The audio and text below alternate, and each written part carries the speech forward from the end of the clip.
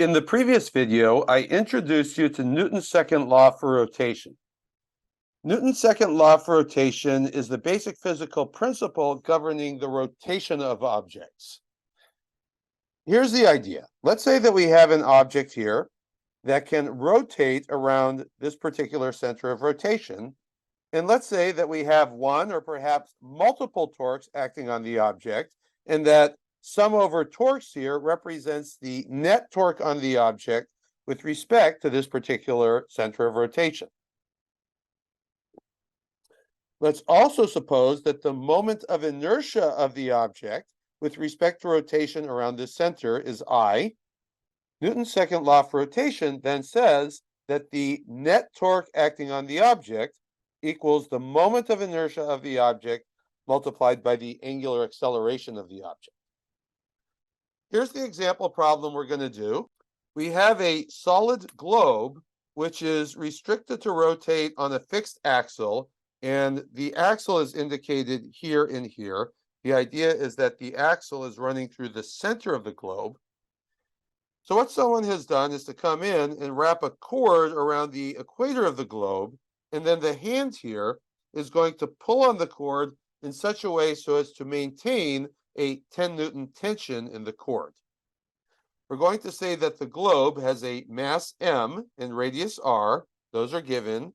The mass is 50 kilograms and the radius is 30 centimeters. And we want to find the angular acceleration of the globe resulting from this pull. To get another perspective on what's going on here, let's take the perspective of the eye here, which is looking along the axle. So the eye looking along the axle will see the globe as a circle. Then the axle would be at the middle of the circle. So I'm going to locate the center of rotation right there at the position of the axle. From the perspective of that eye looking down along the axle, we would have that cord coming off that position on the globe, and then that hand pulling on the cord would be over here. With respect to the center of rotation over here, the only torque acting on the globe would be the torque arising from the tension in the string here. So I'm going to go ahead and put in that tension force here. The magnitude of the tension force I'll just write as T, and I'll put up here T equals 10 newtons. Now let's try to find the angular acceleration of the globe. So I'm going to start with Newton's second law for rotation here, except I'm going to solve for the angular acceleration and write that the angular acceleration of the globe is the net torque divided by the moment of inertia. In this problem, the only torque is coming from the tension down here.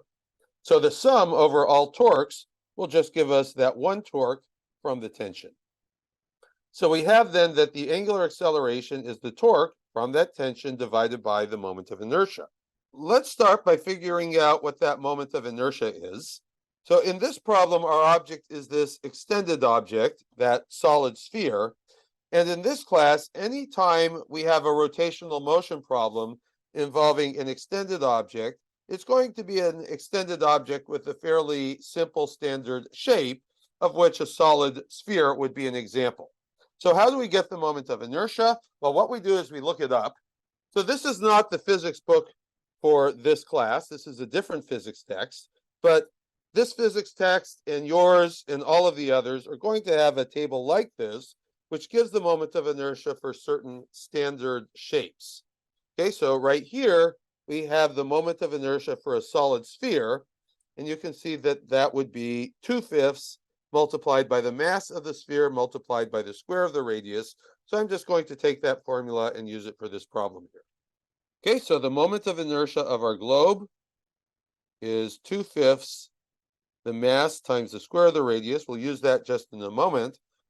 But you can see that we also need an expression for the torque associated with this tension. To get that torque, we're going to use the moment arm formula.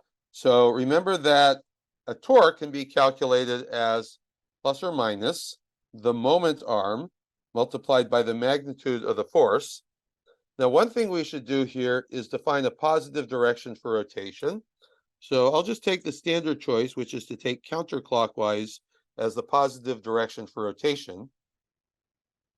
So with that, let's apply this formula to calculate the torque coming from the tension. Now, first of all, is that tension delivering a clockwise torque or a counterclockwise torque?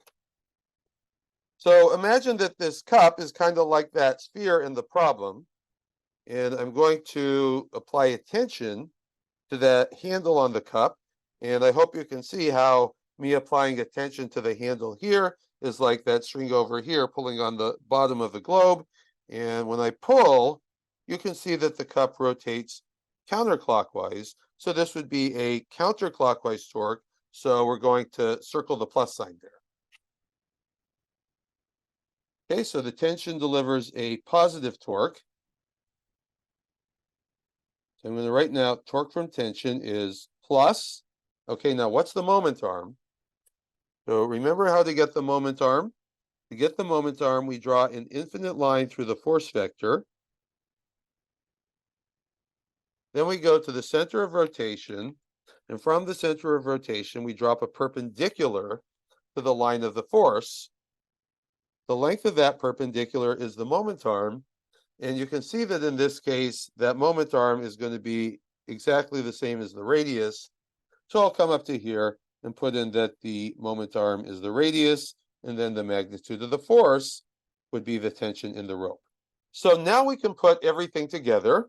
So we have Newton's second law for rotation. I'll call that 1. We have our formula for the moment arm. I'll call that 2. We have our torque from tension. I'll call that 3.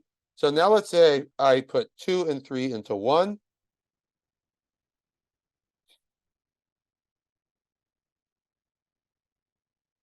That gives me angular acceleration equals torque from tension. So radius times tension, then divided by 2/5 mass times radius squared.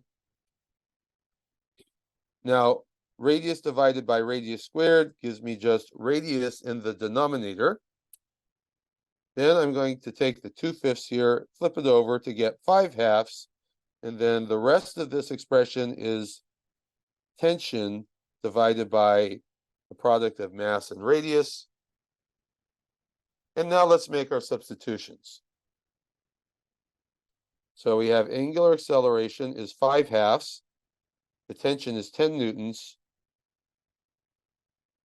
The mass was given 50 kilograms. The radius is 30 centimeters. I'm going to write that as 0.30 meters. Now, before I write out the numerical answer, I want to do the unit checking here. So let's see here. Newtons is kilograms times meters per second squared. In the denominator, I have kilograms times meters. So this would be 1/second squared. When we solve for the units of an angular quantity, such as angular acceleration, and the units come out without any specific unit for angle, such as degrees or revolutions or so forth, it is implied that the angular unit is radians. So 1/second squared in this context actually means radians per second squared. We get then an angular acceleration plugging into the calculator, 1.67, and then radians per second squared.